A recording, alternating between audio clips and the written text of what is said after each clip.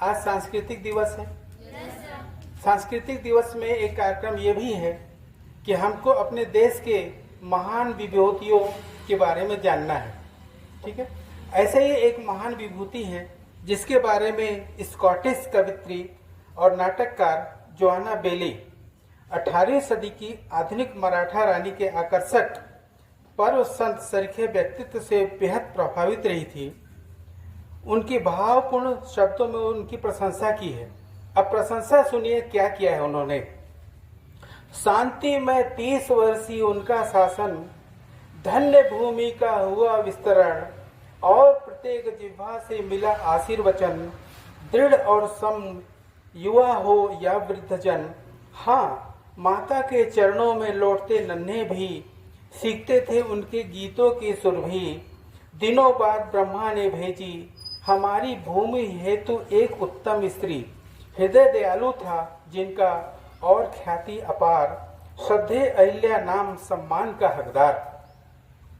हाथ में अपने इष्ट देव भगवान शिव को संभाले तथा दिव्य दीप्तिमान प्रभा मंडल से सराबोर इंदौर नगर को मातृ प्रेम से सिंचित करने वाली पुण्य श्लोक माँ साहिब देवी अहिल्याबाई होलकर की मुस्कुराती और आभावान छवि आज भी नगर के प्रत्येक हिस्से में देखने को मिलती है।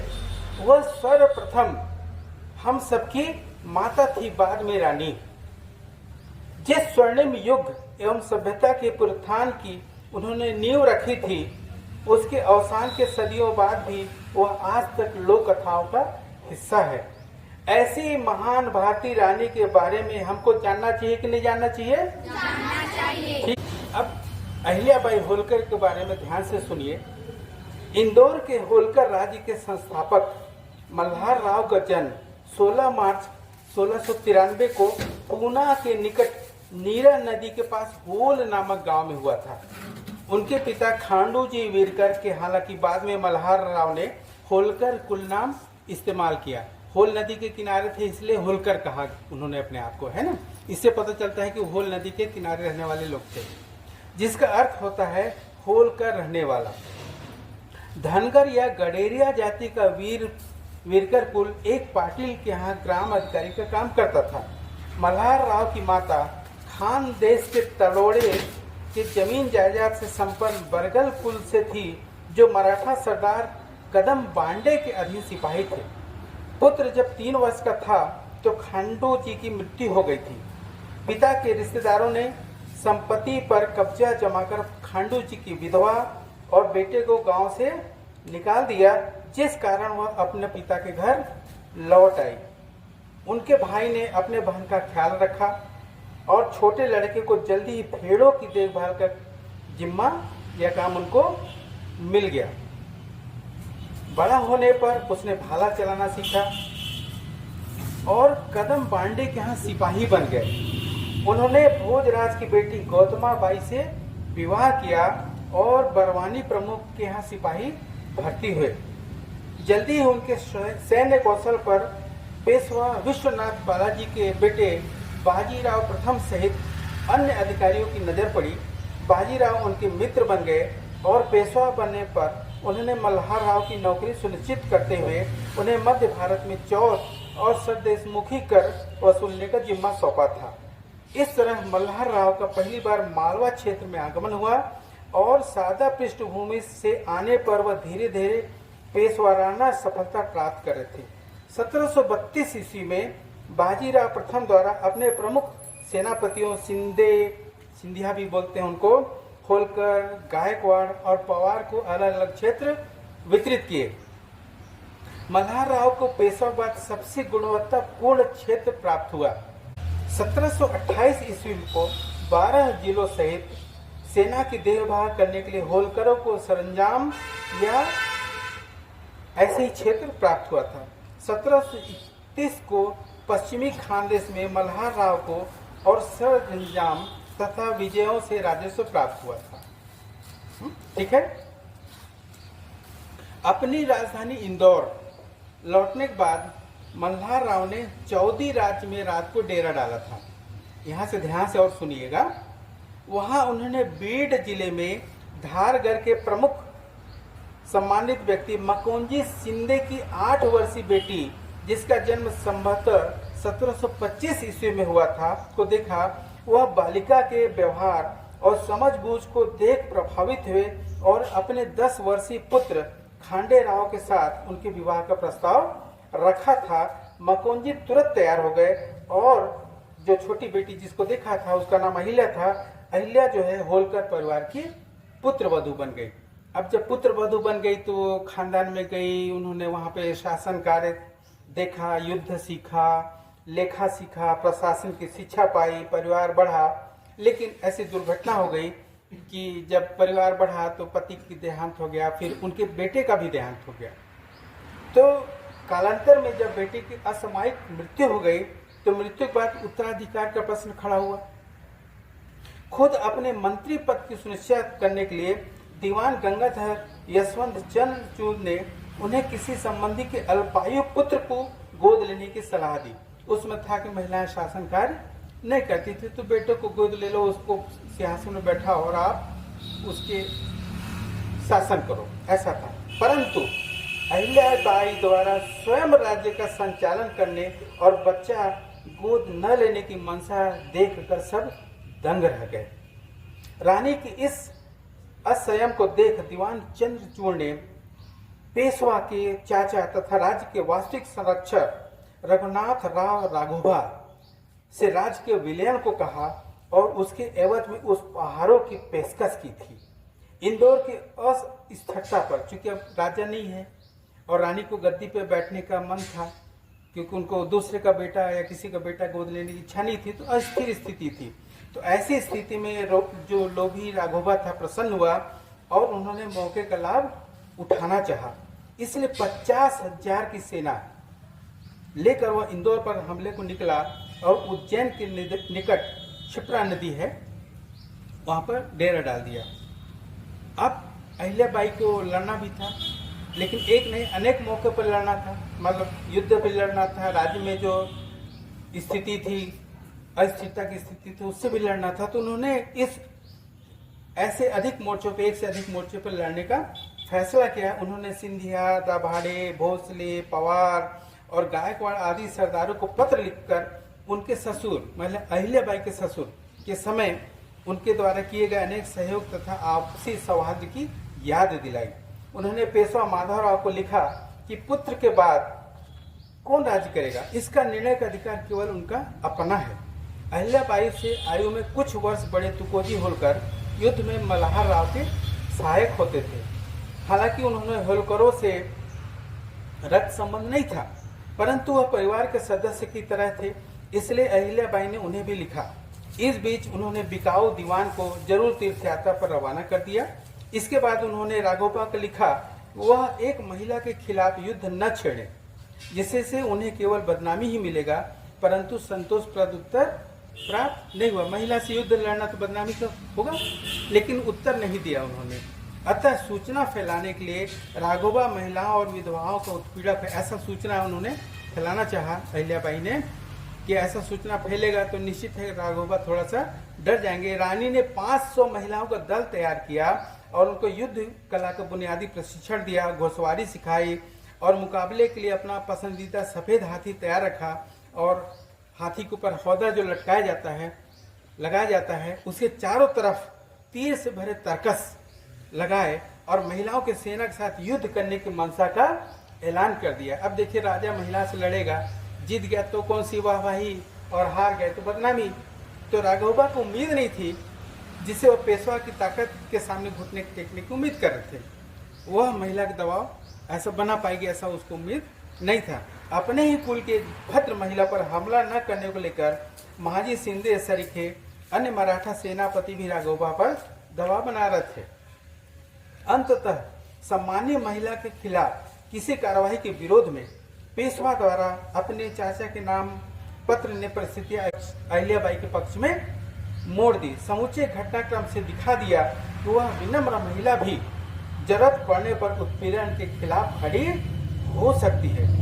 इस मूर्खतापूर्ण दुस्साहस के कारण हुए व्यापक विरोध के बाद अपना सम्मान बचाने के लिए राघोबा ने तुकोजी के हाथों अहिल्याबाई को संदेश भेजा कि वह युद्ध करने नहीं बल्कि पुत्र की मृत्यु पर अफसोस करने के लिए आए थे।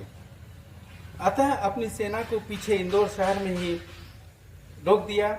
1 सप्ताह उनका आवभगत किया गया और उसके बाद चुपचाप पुनः वापस लौट गया। ठीक, अब इसके बाद उनका शासन, इंदौर का शासन अहिल्याबाई के हाथ में आ गया था। तो जो अहिल्याबाई है स्वतंत्र शासन चलाने लगी थी, और लेकिन तुकोजी के सहयोग से चलाती थी। उन पे तुकोजी पर उनको गहरा विश्वास था। तुकोजी राज्य की सेना की कमान संभालते थे। स्वयं तुकोजी अहिल्याबाई के प्रति बेहद सम्मान रखते, निष्ठा रखते और उन्हें माता बुलाते। हालांकि जो अहिल्याबाई है तुकोजी से 2 साल छोटी थी, फिर भी माता जी बुलाते थे उनको। सतपुड़ा से दक्षिण का क्षेत्र वह संभालते थे, जबकि उत्तरी क्षेत्र अहिल्याबाई के अधीन था, जिसमें अनेक रियासतें भी थी, वार्षिक भुगतान करती थी। करीब 20 लाख का पारिवारिक कोष, सोचिए उस समय 20 लाख का पारिवारिक कोष था। निजी रियासत आने से वह सालाना 4 लाख से अधिक का राजस्व अहिल्याबाई के अधीन रहता था। उन्होंने अपनी जो राजधानी है इंदौर से हटाकर नर्मदा के तट पर लगभग 95 किलोमीटर दूर माहेश्वर में कर ली थी। उनके द्वारा पवित्र नदी के तट पर निर्मित घाट माहेश्वर के सबसे दर्शनीय स्थलों में है। उन्होंने वहां रहने के लिए मराया शैली का भवन या बाड़ा बनवाया, जो देखने में सामान्य परंतु राजसी तथा सुंदर था। हर तरह से असाधारण प्रशासनिक श्रेष्ठता वाला उनका इंदौर का 30 वर्षीय शासनकाल स्वर्णिम युग था। राजतंत्र के प्रति उनका नजरिया बेहद आधुनिक था। अपने राज्य में प्रजा के लिए सर्वश्रेष्ठ भौतिक एवं सांगठनिक सुविधाएं उपलब्ध कराना उनका लक्ष्य रहता था। कर प्रणाली सरल थी, कानून व्यवस्था कठोर थी। व्यक्ति के संपत्ति की रक्षा और उनके अधिकारियों की रक्षा करना, बल प्रदर्शन को अंतिम विकल्प मानते हुए सब प्रकार के विवादों को बातचीत के जरिए सुलझाना उनका प्रमुख ध्येय रहता था। जो भूमि अधिकारी होते थे, भूमि मालिक होते थे और ग्रामीण अधिकारी होते थे, उनके हकों के प्रति सम्मान करना अहिल्याबाई की राजतंत्र प्रणाली का पहला सिद्धांत था। हालांकि वह विवादित मामलों को मध्यस्थ अदालतों तथा मंत्रियों के पास भेजती थी, परंतु मुआवजे की गुहार लगाने वाले प्रत्येक शिकायतों को वह निजी तौर पर सुनती थी एवं कर्तव्य के प्रति उनकी इतनी गहन निष्ठा थी कि वह अनेक मामलों की जांच के दौरान भी वह उपस्थित रहती थी। साथ ही अपने लौकिक कार्यों के संचालन में धर्म एवं ईश्वर के प्रति अगाध श्रद्धा थी। अक्सर उन्हें कहते सुना जाता था कि शक्ति के प्रत्येक उपयोग में ईश्वर के प्रति उत्तरदायी हूँ, और वह जब कभी मंत्री सख्त कदम उठाते उन्हें शांत करते हुए कहते, ठहरो मनुष्यों, कहीं हम परमात्मा के कार्य में व्यवधान न डाल दें। न्याय करने और विवादों को सुलझाने का उनका तरीका अनोखा था।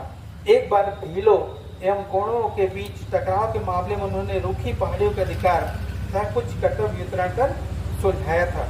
उन पर मार्गों की सुरक्षा, उनकी अपनी सीमाओं में चोरी गई किसी संपत्ति के अधिकार का कार्य था, उसका इस्तेमाल किया उन्होंने।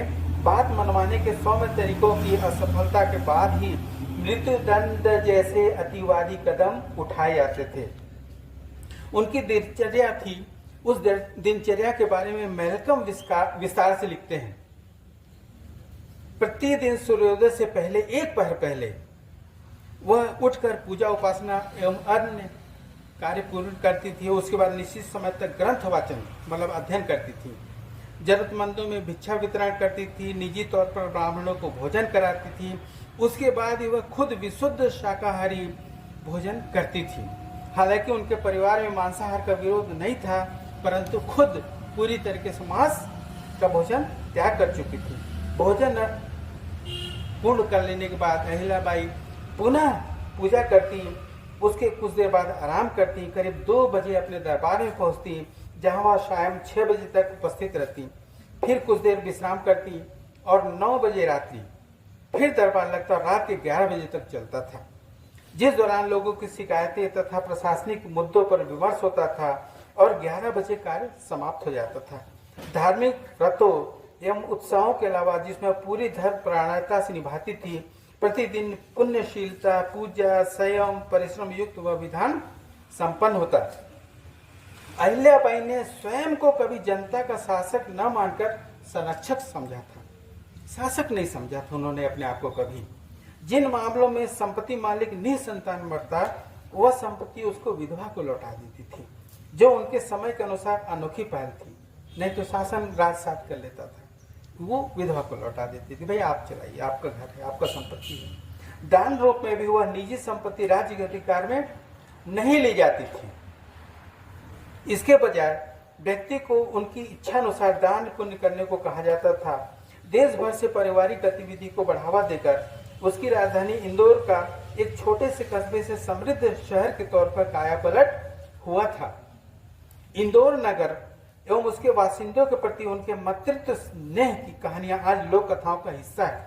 आज भी किसी से पूछ लीजिए, उनके जन जन के नाम पर अहिल्याबाई का नाम आपको इंदौर में मिलेगा।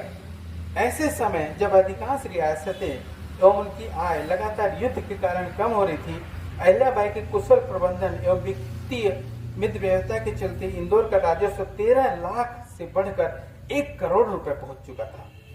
जीवन पर्यंत दान पुण्य के असाधारण कार्य को दिए जाने वाला बढ़ावा अहिल्याबाई के उदार शासन की अमिट धरोहर है। यह कार्य केवल इंदौर ही नहीं बल्कि अखिल भारतीय स्तर पर किए गए थे। उन्होंने तीर्थ केंद्र, धर्मशालाएं तथा थके मांदे मुसाफिरों के लिए विश्राम गृह, नदियों पर घाट और भारत पे अनेक सदियों के इस्लामिक आक्रमणों के बाद ध्वस्त हो चुके शिक्षा संस्थाओं, मंदिर तथा मठों के निर्माण के लिए खुलकर अनुदान दिए थे। अरबों के हमलों से लेकर औरंगजेब के कट्टर शासन तक अनेक हिंदू मंदिर तोड़ डाले गए थे। हिंदू पुनर्जागरण एवं पुनरोदय की प्रकाश स्तंभ के तौर पर अहिल्याबाई ने उनकी जीर्ण अवस्था से पुनः गौरव प्राप्त करने के लिए पुनः स्थापित किया। देश भर में फैले शैव एवं वैष्णव मंदिर, 12 ज्योतिर्लिंग, 4 धाम और 7 पुरियों को उनकी परोपकारिता से लाभ पहुंचा था। अनुदानों के उनके अनेक कृत्यों को केवल भवन निर्माण हेतु धन वितरण मात्र ही नहीं कहा जा सकता, अपितु उनके प्रयासों ने प्राचीन काल से भारतीय जीवन शैली में निहित तीर्थ एवं पवित्र भौगोलिक गमन से जुड़े अभूतपूर्व सांस्कृतिक एवं आध्यात्मिक पुनरुत्थान में सहयोग दिया था। सांस्कृतिक वृत्त के अंतर्गत आने वाली समेकित स्थिति महाकाव्यों, पुराणों, चारों दिशाओं में मत स्थापित करने वाले आदि शंकराचार्य की दिग्विजय के समय से भारत भूमि का अंश रही है। जाहिर है यह उस भूमि की सांस्कृतिक रूपरेखा को इंगित करता है जिनकी कई अन्य देशों की तरह आज जैसी राजनीतिक सीमाएं नहीं थी। अंधराष्ट्रीयता का शिकार कोई व्यक्ति यदि सोचता था कि उसके हिस्से की जमीन सबसे पवित्र थी, तो देश में सैकड़ों अन्य उतने ही पवित्र स्थल स्थापित थे। इसलिए उपमहाद्वीप के कोने कोने में स्थापित इन पवित्र तीर्थों ने न केवल आम जन को इसकी भौगोलिक संवेदना के प्रति जागृत किया, बल्कि किसी किस्म के क्षेत्रीय कट्टरवाद को रोकने में भी सफलता प्राप्त की थी। अतः आधुनिक इतिहास के पूर्वार्ध में सभ्यता के पुनरुत्थान को सुदृढ़ करने में अहिल्याबाई का नाम शीर्ष पर था। उनके द्वारा श्रीनगर, सोचिए श्रीनगर, नासिक, ओंकारेश्वर, केदारनाथ, बद्रीनाथ, ऋषिकेश, प्रयाग, काशी, पुरी, रामेश्वरम से सोमनाथ, नासिक, श्रीशैलम, उडुपी, गोकर्ण, काठमांडू में अनेक मंदिर बनाए गए। उनका अनोखे और पवित्र तरीके से उपमहाद्वीप को सूचीबद्ध किया उन्होंने मंदिर बनाकर। कहा जाता है कि महमूद गजनई एवं अन्य कई हमलावरों तथा धर्मांधों द्वारा आहूत सोमनाथ मंदिर की जीर्ण अवस्था देखकर वह हैरान रह गई थी। इसलिए उन्होंने 1783 ईस्वी में पवित्र मंदिर में भूमि के नीचे एक प्रतिमा स्थापित करवाई ताकि वह अपवित्र न की जा सके। मैं उस मंदिर को देख आया हूँ, मैं गया हूँ, अंदर गड्ढे में है, अच्छा बना है। आप लोग भी कभी मौका मिले तो वहाँ जाइए, देखिए। आज स्वतंत्रता उपरांत निर्मित सोमनाथ का नया और भव्य मंदिर अहिल्याबाई द्वारा बनाए सौम्य मंदिर से कहीं बड़ा है, परंतु उसे आज भी स्थानीय लोग पुराना सोमनाथ या अहिल्याबाई मंदिर कहकर पुकारते हैं। अपने इष्ट देव भगवान शिव को लिंग रूप में उठाया गया स्थित उनकी भव्य छवि प्रतिमा रूप में ही समूचा भारत उन्हें पहचानता और सम्मान देता है। भगवान शिव को समर्पित विश्वेश्वर या विश्वनाथ के प्रमुख मंदिर सहित काशी का प्राचीन, काशी किसको बोलते हैं? बनारस। प्राचीन और धैवल नगर काशी बनारस आप जानते हैं में अनेक मंदिर एवं पवित्र स्थल हैं। 12वीं सदी से कम ये 3 बार उजाड़ा गया था। पहली बार 1194 में कुतुबुद्दीन ऐबक ने हमला किया। बाद में रजिया सुल्तान ने वहाँ एक मस्जिद बना दी। इसके बाद यह मंदिर हिंदू प्रतिरोध का प्रतीक बन गया था। इस स्थान पर निर्मित एक और मंदिर मध्य युग में मूर्ति भंजन के तूफान का शिकार हुआ था। 1585 ईस्वी में बुंदेलखंड से आने वाले मुगल प्रशासक टोडरमल के पुत्र के साथ नारायण भट्ट विश्वनाथ मंदिर निर्माण में शामिल रहे थे। 1669 ईस्वी में यह मंदिर औरंगजेब की क्रूरता का शिकार हुआ था। पुराने पवित्र स्थान के नाम पर उनके द्वारा निर्मित ज्ञानवापी मस्जिद की पिछली दीवार के तौर पर जानबूझकर मंदिर की दीवार को बनाए रखा गया था। हालांकि बादशाह के कोप से बचाने के लिए वहां स्थापित शिवलिंग को ज्ञानवापी कुएं के दक्षिण की ओर पुनः स्थापित किया गया था तथा उसके ऊपर कोई अतिरिक्त निर्माण भी नहीं दिखता है। कहते हैं कि विस्थापित इष्ट के दर्शनों के लिए कई राजपूत शासक गुप्त रूप से यहाँ आते थे। हालांकि 1777 ईस्वी में अहिल्याबाई की पहल के बाद लिंग के चारों ओर काशी विश्वनाथ का स्थायी ढांचा तैयार हो चुका था। उन्होंने स्थानीय महंतों से उसकी भूमि पर नए मंदिर निर्माण की अनुमति मांगी, जिसे शहर से स्वीकार किया गया था। अतः औरंगजेब द्वारा बनवाई मस्जिद के दक्षिणी ओर एक छोटे शिखर तथा गुंबदाकार मंदिर के निर्माण कराया गया, जिस पर बाद में महाराजा रंजीत सिंह ने सोने की परत चढ़ाई थी और अब प्रधानमंत्री नरेंद्र मोदी ने इस मंदिर को भव्य रूप में परिवर्तित किया। अपने द्वारा निर्मित तथा जीर्णोद्धार कराए गए मंदिरों को सहयोग देने के लिए अहिल्याबाई ने नियत वार्षिक अनुदान भी तय किया था। कभी कभार उन मंदिर को उपहार भी भेजे जाते थे। प्रतिदिन मंदिर दक्षिण के मतलब अपना दक्षिण भारत के 30 मंदिरों तक पवित्र गंगा जल पहुंचाने का इंतजाम किया था उन्होंने। प्रतिदिन गंगा जल वहां रोज पहुंचता था 300 मंदिरों में। तेज गर्मियों के दिनों में थके मांदे और प्यासे यात्रियों के लिए शीतल जल की व्यवस्था और कड़कड़ाती सर्दी में जरूरतमंदों के लिए गर्म कपड़ों के वितरण हेतु कर्मचारियों की नियुक्ति से उनकी मानवीयता तथा मातृ प्रेम की झलक मिलती है। नर्मदा के घाटों पर अनुष्ठानिक स्नान के दौरान दैनिक भोजन का कुछ अंश पशु पक्षियों एवं मछलियों के लिए भी रखा जाता था। उनके राज्य में निर्मित सभी मार्गों के किनारे यात्रियों के आराम के लिए छायादार वृक्ष तथा कुएं खुदवाए गए थे। अहिल्याबाई के नेतृत्व में महेश्वर कला एवं संस्कृति का मिश्रण बन गया था। मराठी कवि मोरोपंत, शाहिर अनंत फंदी तथा संस्कृत विद्वान खुशहाली जैसे दिग्गजों को उनके दरबार में सम्मानित स्थान प्राप्त था। राजधानी उनके अनोखे शिल्पियों, स्थापत्यकारों एवं कलाकारों के लिए मशहूर थी, जिन्हें उचित पारितोषिक मिलता था। उन्होंने बुनकर समुदाय को यहाँ कर बसने तथा स्थानीय लोगों को बुनाई कला सिखाने हेतु आमंत्रित किया जाता। माना जाता है कि मांडू से वहाँ आकर बसने वाला बुनकर समुदाय पहले मुगलों के लिए मध्य प्रदेश का सबसे अच्छा कपड़ा बुनता था, परंतु जल्द ही बुनकरों का बड़ा समुदाय महेश्वर में आ गया और वहाँ सिला जाने वाला कपड़ा और साड़ी माहेश्वरी कहलाए। एक समय पेशवा तक अपनी धोतियाँ महेश्वर से सिलाते थे। ये अहिल्याबाई की दूरदर्शिता थी, जिससे आज वहाँ कस्बा बुनकरों एवं सिलाई का केंद्र बन गया कि महेश्वरी साड़ी बहुत प्रसिद्ध है पूरे भारत में। आज भी सोचिए, उस समय से चला रहा है, सैकड़ों साल पुरानी साड़ी आज भी चले, लोग शौक से पहनते हैं। ये रानी अहिल्याबाई का ही देन है। महेश्वरी हर कर्धे की सौम्यता उनके संरक्षणकर्ता रानी से ही प्रेरित दिखती है। उनके मार्गदर्शन में बुनकर महेश्वर किले की नक्काशी से नमूने प्राप्त कर हल्का कपड़ा बनाते थे। हल्का मतलब वजन में हल्का, ताकि पहने में आपको वजन न लगे। उनके लिए किला एक तरह की डिजाइन निर्देशिका बन गया था, जिससे वह लगातार प्रेरणा प्राप्त करते। मोरपंखी नीला, गाढ़े पीले, जंगली हरे और आल नामक एक भारतीय रक्तिम रंग में साड़ी बनाई जाती थी। साड़ी के पल्लू लाल, सफेद और सुनहरी जरी धारियों में होते थे। किले की दीवारों तथा साथ वाली नदी से प्रेरित साड़ियों के लहरिया, नर्मदा, रुई, फूल, ईंट, चटाई, हीरा जैसे सभी बॉर्डर बेहद सरलता से कपड़े में बुन लिए जाते थे। मूल रूप से दोनों ओर के पल्लुओं तथा मराठी महिलाओं द्वारा पहनी जाने वाली 9 गज लंबी महेश्वरी साड़ी शुद्ध सूती में बनती थी, परंतु घिसने पर उसे दूसरी ओर से भी कुछ देर को पहन लिया जाता था। कुछ देर मतलब कुछ दिन, देर मतलब 1 आध घंटे नहीं होता। मैसूरी साड़ियों की यही विविधता एवं स्थायित्व उनका अनोखापन है। अहिल्याबाई के दान, मंदिर निर्माण एवं करुणा ने उनके संत स्वरूप की छवि निर्मित की और इसी कारण इंदौर किसी भी हमले से बचा रहा था। उन्होंने ओडिशा के राजा से लेकर हैदराबाद एवं अवध के नवाबों जैसे समकालीन को उनके यहाँ मंदिर निर्माण की आज्ञा लेने के लिए भी लिखा था। उनके संत छवि को देखते हुए तुरंत राजी हो गए थे।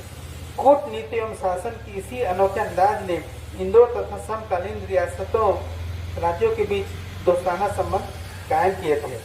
अंग्रेजों से सचेत रहने वाली अहिल्याबाई को अपने समय के राजनीतिक मामलों की अच्छी जानकारी थी और अंग्रेजों के बारे में उन्होंने 1772 ईस्वी को पेशवा के एक पत्र में चेताया भी था। उन्हें दार्शनिक रानी कहते थे और ऐसा कहने वाले ब्रिटिश इतिहासकार तथा पत्रकार जॉन के ने पेशवा को लिखे पत्र का उल्लेख किया है। उस पत्र में ये लिखा है, ध्यान से सुनिएगा, शेर जैसे अनेक जानवरों को ताकत या तरकीब से मारा जा सकता है, परंतु रिक्ष को मारना बेहद कठिन कार्य होता है। वह तभी मरेगा यदि आप सीधे उसके चेहरे पर वार करें, अन्यथा एक बार उसकी मजबूत गिरफ्त में आने पर अपने शिकार को हल्के से छूकर ही मार डालता है। अंग्रेजों का यही तरीका है और इसे देखते हुए उस पर जीत बेहद कठिन है। उचित यह रहेगा कि पेशवा बड़ी संख्या में सिल्हेदारों को भर्ती करें तथा सेना की संख्या बढ़ाएं एवं नवाब भोसले और शेष सब एक साथ आकर अंग्रेजों को कुचलिए, उनके पत्र में था। अब दुर्भाग्य है, देखिए, पवित्र थी, साधु मना स्त्री थी, लेकिन उनका निजी जीवन उनके लिए दुख का कारण रहा था। एक बेफिक्र तथा सुखों के आदि व्यक्ति से विवाह, जिसका जल्दी ही निधन हो गया था, मानसिक तौर पर विक्षिप्त पुत्र जो कम उम्र में ही चल बसा था, के बाद उनकी सब उम्मीदें बेटी मुक्ताबाई पर आश्रित थी। जब उनके राज्य में डकैतों ने उत्पात मचाया, उन्होंने विचित्र और खुली चुनौती रखी थी कि जो युवा इस समस्या को दूर करेगा उसके साथ वह अपनी बेटी का विवाह करेंगे। तो यशवंतराव फंसे नाम एक वीर पुरुष ने राज्य की सेना के साथ मिलकर समस्या का निवारण कर दिया था। अपनी परिचित उदार शैली में उन्होंने डकैतों को फांसी की सजा न सुनाकर राजमार्ग कर बटोरने के कार्य पर लगा दिया। वही वादा निभाते हुए उन्होंने यशवंतराव फंसे का विवाह मुक्ताबाई से किया। उनका नथीबा नामक पुत्र हुआ, जिसने 2 युवतियों से विवाह किया था। कुछ समय तक घरेलू स्थितियां ठीक रही।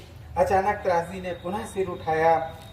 1789 ईस्वी में किसी अनजान रोग के कारण नथीबा की असामयिक मृत्यु हो गई और उसकी दोनों पत्नियां सती हो गई। अगले ही वर्ष हैजा से यशवंतराव भी चल बसे। यह जानकर अहिल्याबाई भयभीत हो गई कि उनकी परिवार की एकमात्र वारिस उनकी बेटी ने भी सती होने का मन बना लिया था। बेटी को आत्मदाह से रोकने के लिए उन्होंने जो जतन किए, उस जतन का उल्लेख जॉन मैल्कम ने अपने हृदय विदारक वर्णन में किया है। ध्यान से सुनिएगा। उनकी बेटी को उस घातक संकल्प से हटाने के लिए एक माता द्वारा कोई प्रयास किया जाना पुण्यात्मक अहिल्याबाई द्वारा शेष नहीं रखा गया था। अपने ईश्वर की तरह उनके समक्ष धूल में बैठकर उन्हें पृथ्वी पर अकेला छोड़ न जाने का अनुरोध किया। धीर एवं संकल्प परत मुक्ताबाई ने सौम्य भाव से कहा, तुम वृद्ध हो माँ, कुछ ही वर्षों में अपने पवित्र जीवन का अंत करोगी। मेरे एकमात्र संतान और पति जा चुके हैं और जब आप पीछे रह जाते हैं तो मेरी राह में जीवन आसान ही होता है, परंतु उसे सम्मानजनक रूप से समाप्त करने का उससे निकल जाता है, ऐसा बेटी ने कहा। तो अहिल्याबाई ने निवारण के सभी मार्ग बंद होते देख अंतिम डरावने दृश्य को देखने का निर्णय किया। वह मंडली के साथ गए और चिता के पास खड़ी रही।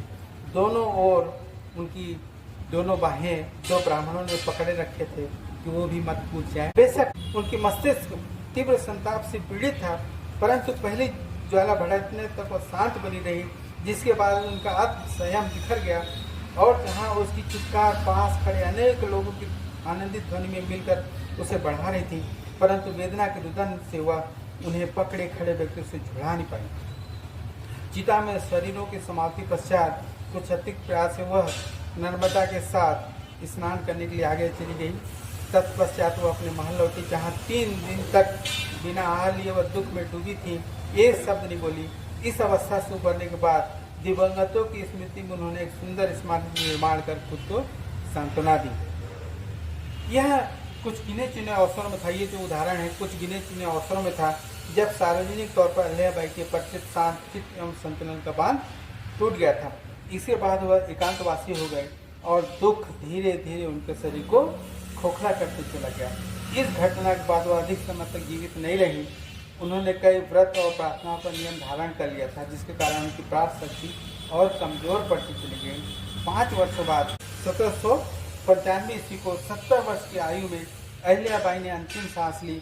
चूंकि उनका कोई उत्तराधिकारी नहीं था, तुकोजी ने अगले 2 वर्ष तक राज्य की बागडोर संभाली और उनकी भी मृत्यु के बाद इंदौर के शासक उनके उत्तराधिकारी बने। ऐसे व्यक्तियों के बारे में आप जानते थे क्या? नहीं जानते थे तो जानना चाहिए।